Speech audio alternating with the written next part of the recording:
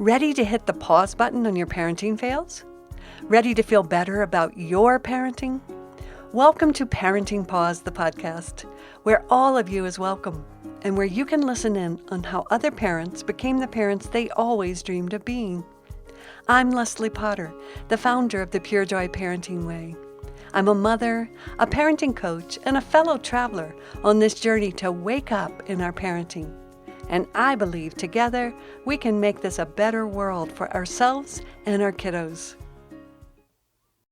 So I would love for us to start out. Tell me a little bit about you, your situation, how many kids and all that, and what was going on in your home that brought you to explore this view of parenting.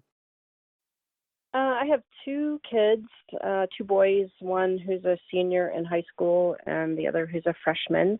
I was just feeling like my relationship with my kids was not what I had dreamed of or hoped for. And in particular, my older son is making decisions that I was just really struggling with.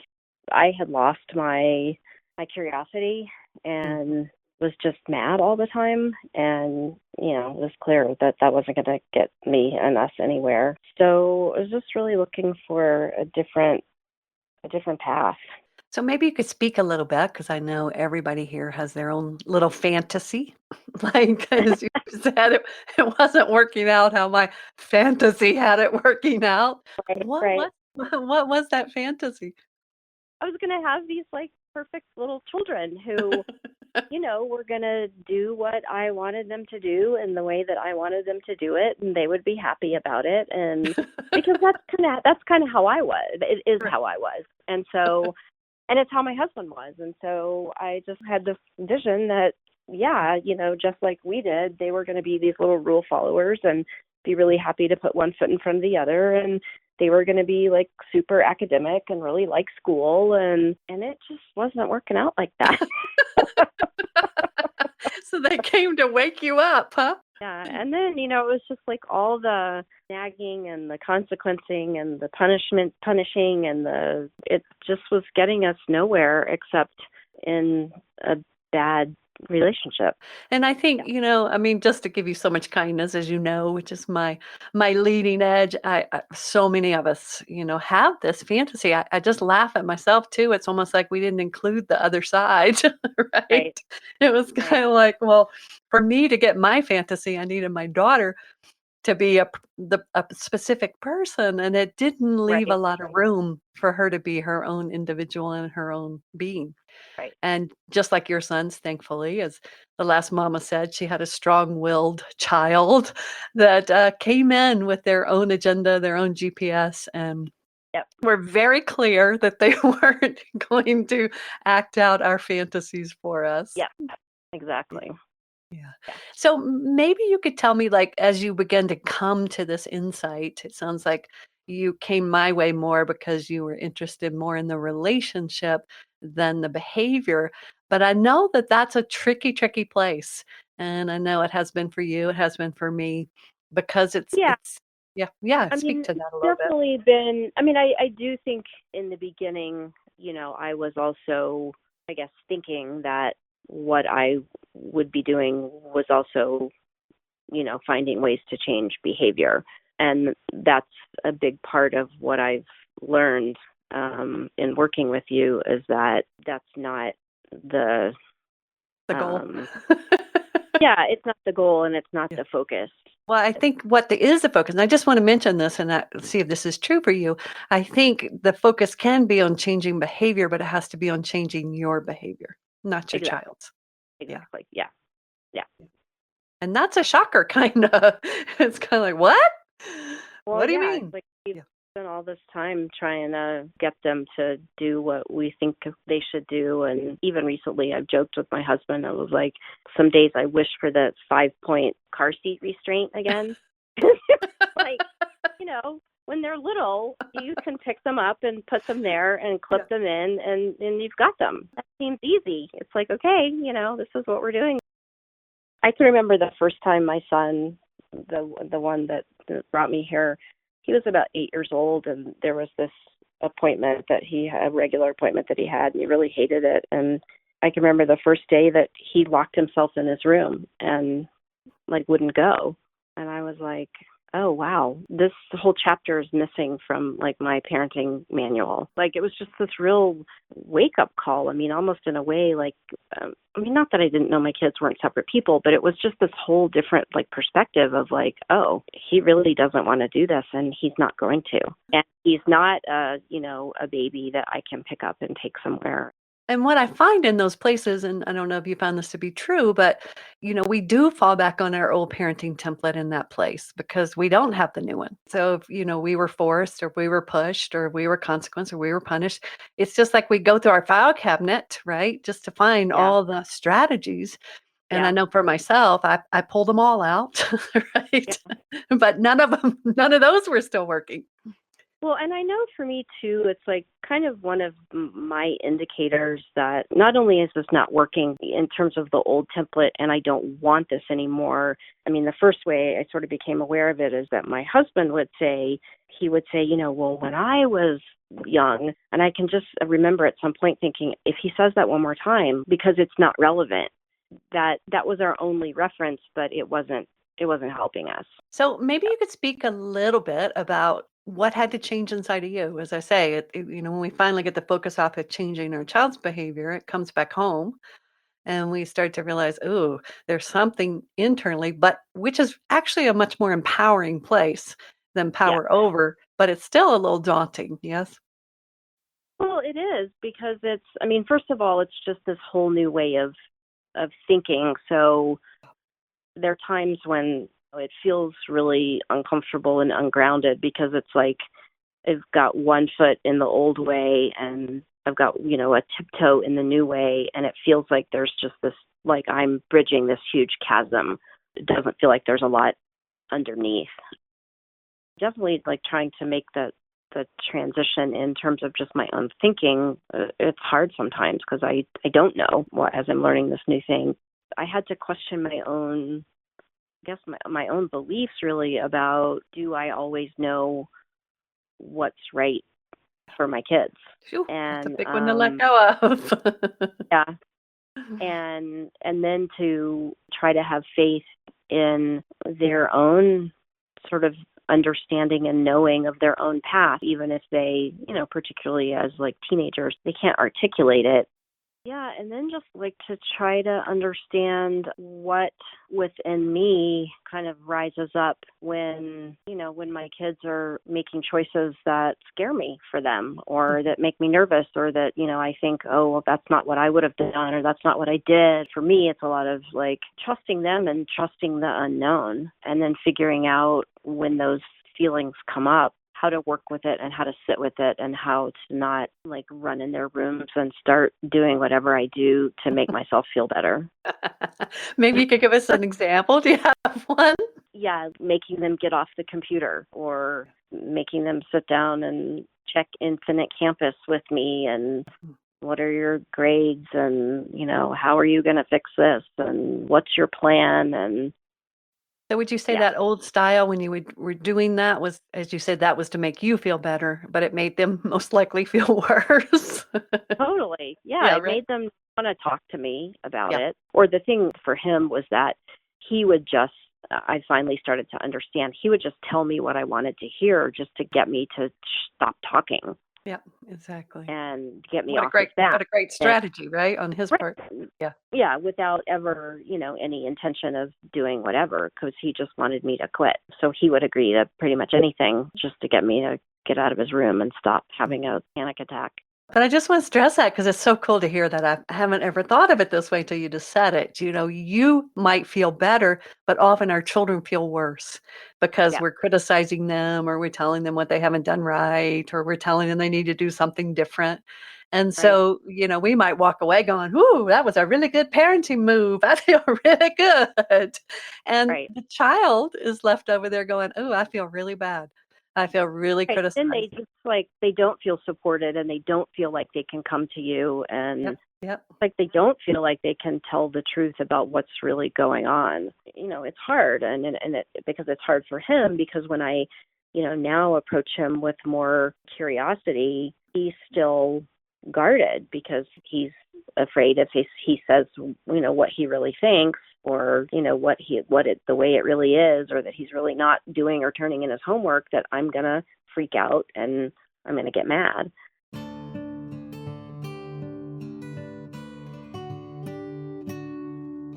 Well, how is that going? I mean, you really are in that turn right now, aren't you? Because you had your old way and you realized that wasn't working. And you kind of sounds like you were in the ungrounded ground, just Yeah. kind of like, whoa. And you Yeah. really are trying a new way now. What do you notice? The biggest part, and I guess the beginning, is that I'm noticing that, Yeah. and not always in time to stop myself. Now, I'm noticing when I start to panic and freak out, and when I want to run in his room and make him turn off his computer, or, I don't know, have a conversation with me about this or whatever, just in order to make myself feel better. Yes. Whew. I mean, part of it is to make myself feel better just in general about the situation, but I realize another big part of it is stepping out of the mainstream parenting paradigm. And so part of my running in there is well, if I run in there and I give this lecture, or I have this conversation, or I give this consequence, then I'm being a good parent. Right. So a lot of my panic is around, if I don't make him do X, Y, or Z, then I'm being a bad parent. I'm having to learn a whole different perspective on really what it means to be a parent to a teenager. It actually sounds like you're learning really what it means to question your own beliefs and to Yeah. stay in your own truth of what it means Yeah. to be in relationship with another human being. Yeah. Not just a teenager. To have respect, for another another human being. If I can stay in myself, I can stay in my truth, because I want people to know this doesn't mean, well, oh, now my teen does whatever they want. It doesn't go from one side to the other. It's Right. inclusive. So if Yeah. I stay in myself and if I am in my truth, then I can make space for my teen, my spouse, whoever I'm with's truth. And Yeah. then they may be very different truths. Like, I want him off the computer and he wants to be on. Yeah. Right. And so now, as two human beings, how do we work with those two seemingly opposing needs? Yeah. And I think that's where it gets really, really juicy, especially with our teenagers, Yeah. because we are raising them to be adults. Right. And adult relationships are about 50-50. 50% of the time you get what you need, 50% of the time I get what I need. That's Yeah. what a partnership is about. So I Yeah. think it's really critical. I love that you're doing this with your teenager now, because you're in a different stage in life and you're role modeling for him a different level of maturity of what it's going to be like for him to go into the world and have relationship. Yeah. Powerful. I want to tell you something funny. My teacher Bruce told me, he says, well, when you feel like a good mother, most likely you're a bad mother. And when you feel like a bad mother, most likely you're a good mother. Yeah. Because he said those feelings get us so confused. I feel like a good mother, like you say, because I'm following the norm and I'm following the belief system, and that makes me feel good. But my kids over there are suffering, giving me this horrible face. But when I feel bad, meaning maybe I give them space and I give them separation and I hear them and listen to them, I feel kind of bad in there because maybe I'm not being a good mother. That's what it Yeah. challenges. Most Yeah. likely, I'm being a good mother at that point because I'm making space for my child as well as myself. So, do you have any examples? Like, I know the computer, but do you have any that you'd like to share, just to maybe walk us through, like, for you, what this looks like now? It's kind of an interesting thing, which I don't understand, but he often does his homework, but then he doesn't turn it in. Mm-hmm. And right now he's failing senior English, which is the one class that he actually needs to pass to graduate. So it's pretty anxiety provoking for me and my husband. And So let's just slow it. So let's slow it down just for a second, just so I can show people a little bit about this. So you're noticing a lot of anxiety in your body, a lot of fear. feeling like out of control. Like I can't Yes. control this. I can't make this Yes. come out necessarily the way that I want it to. Yeah, kind of facing reality right now, right? Yeah. Yeah. So in the old way, most likely, we know you said you would probably go push or pull or force or Yeah. Yeah.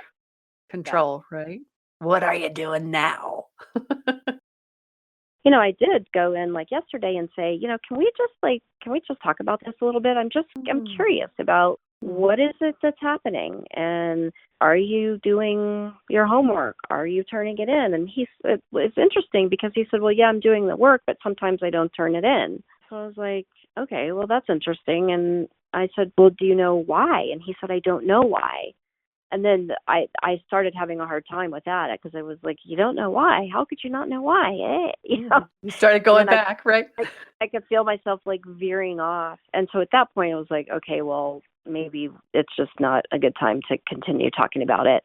But then I talked to him like later, much later, several hours later, and said, because he was starting to get, because I was freaking out, then he started to closed down. And so I just went back later and said, I'm curious. I didn't mean to say, what do you mean you don't know? As in, I'm mad. I was just like, I'm just trying to understand that. There wasn't really a conclusion. He doesn't right now know why. And so we left the conversation and me saying, are there things that you need help with or support with right Beautiful. now in Beautiful. order to get your work in or get your work done? And he said no. And that was really hard for me because I think he does need help. But I accepted that. And then and just the other part of this is that not in this conversation, but fairly recently, we have had the conversation of just asking him, it's like, do you understand what the outcomes and the options are if you do not graduate?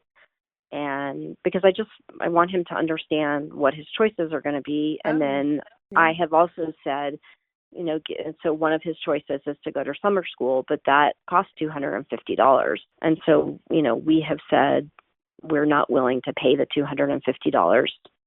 So if you need to do it for summer school, then we're happy to support you in doing it, but you'll need to pay the $250. Or your other option is to go back to school next semester. But by rules of the school, that means you have to be enrolled full time. So that's an option. Or your option is to get your GED. And do you understand, what that involves? And it costs money and it takes time. And so those are what the choices are. It's really hard. I I know. mean, I because was going to say, this is hard, isn't it? Yes. I want to jump up and down. And, to me, it's like, it doesn't make sense to me. I'm like, why would you not just turn your homework in and pass English?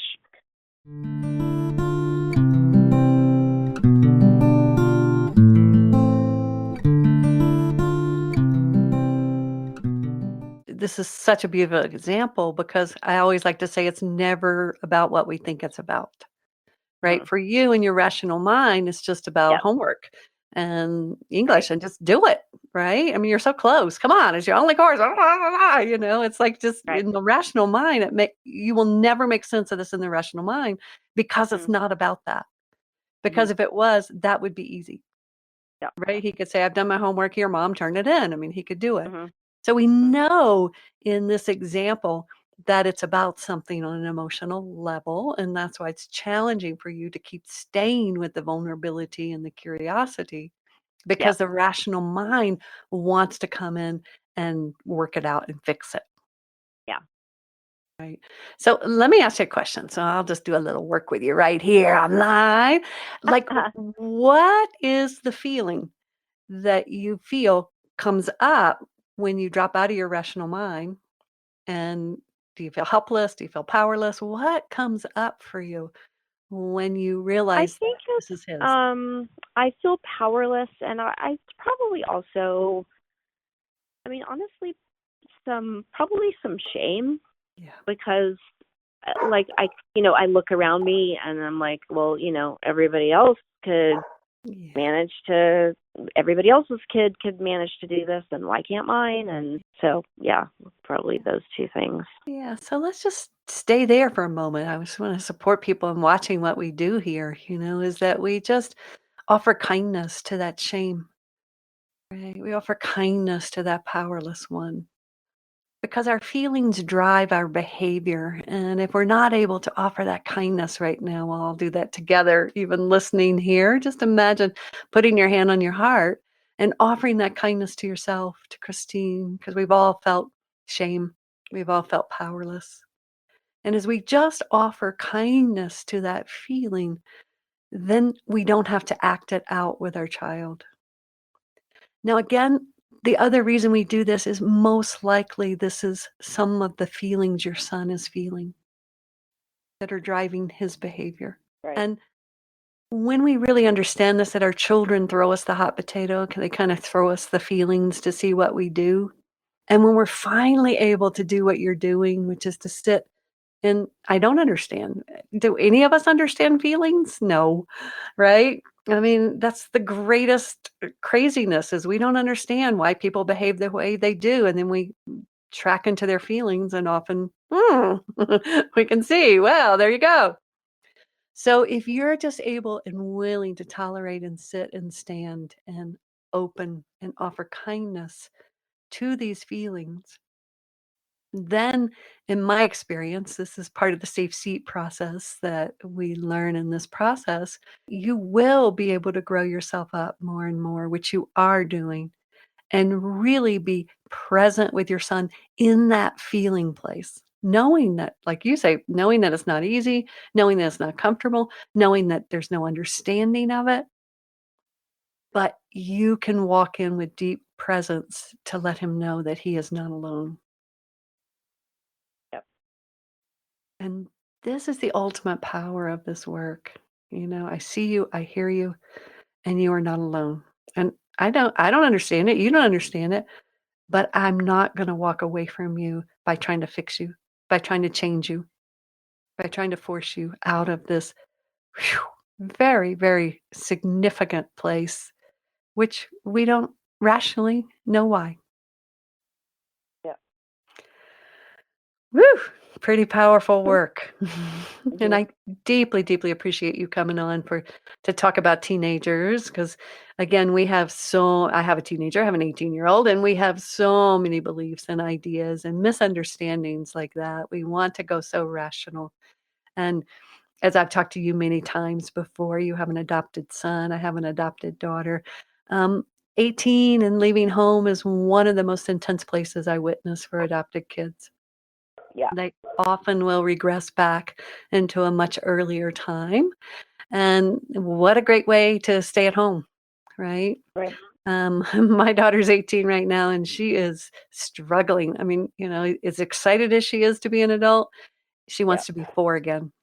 And Yeah. she's even said it. She's saying, Mama, I want to be 4. This is hard. I don't like it. Right. Yeah. So just know I want to give that to you before we end today. This is such an incredible, precious time, which has very little to do with grades, has very little to do with high school, has very little to do with homework. And you are giving yourself and your son the gift of a lifetime to say, I am present with you. I will not reject or abandon you in this state that you don't even know what's going on. Right. How powerful is that, right? Yes. Whew. So thank you, love. I really appreciate you being Yeah. here and Mm-hmm. sharing your wisdom and really deeply appreciate it. Thanks. Happy to be here. Thank you to Chris for joining me today, sharing her vulnerability and her desire for a new way of relating with her boys. Parenting Paused is produced by Kim Paletti at Sound Mind Productions. Music by Jan Perchik. You can find the show notes at www.purejoyparenting.com, where you'll get access to the foundational practice of Pure Joy, the safe seat, and find links to relevant topics, as well as a transcription of the show. And if this work inspires you, and you would like to practice, come join us in my free Pure Joy Parenting Practice group. You'll find the link in the show notes. Thank you for being here today and listening to the Parenting Pause podcast, your partner and support in finding the joy in yourself and with your children. And remember, if you're about to scream, pause.